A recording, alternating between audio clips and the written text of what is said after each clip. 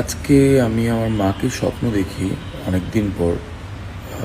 ভোরে যখন আজান দিচ্ছিল তখন একটা প্রবলেম হচ্ছিল, কোনো একটা জায়গায় আগুন লাগছে। আমি আমার মাকে সেভ করলাম, ফ্যামিলির সবাইকে সেভ করলাম, কিন্তু আমার মা আমার দিকে তাকিয়েই ছিল।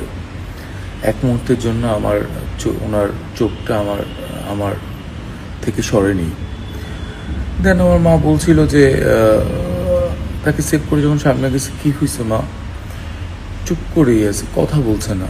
দেন আমি তাকে বললাম যে মা, কিছু হয় নাই, ঠিক হয়ে যাবে। আমার মা বলছে, না বাবা, আমার কিছু হয় নাই, তুই চিন্তা করিস না, তোর কিচ্ছু হবে না,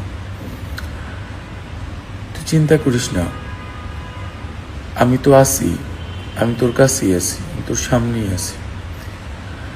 তখন আমি যখন চোখটা খুলছি, একদম ভোরে তো, হঠাৎ করে দেখলাম আমার বাবা উঠতেছে, তার ঘুমটা ভেঙে গেছে। আমি জাস্ট চোখটা খুলছি, তখন আমার কাছে মনে হয়েছে যে আমার বাবা মা দুজনই আমার সাথে আছে। এরপর আমি অনেক ট্রাই করছি চোখ বন্ধ করে মাকে আবার দেখার, কিন্তু আর ঘুমাতে পারি নাই। সো মানে আপনাদেরকে এই জন্য বললাম, মানে যে লাইক বাবা মা একটা একটা আত্মার জায়গা। বাবা মা হচ্ছে একটা মানে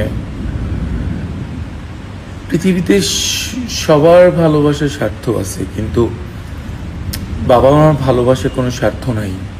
তাদের স্বার্থ শুধু আমাদেরকে উপরে উঠানো। It's a circle.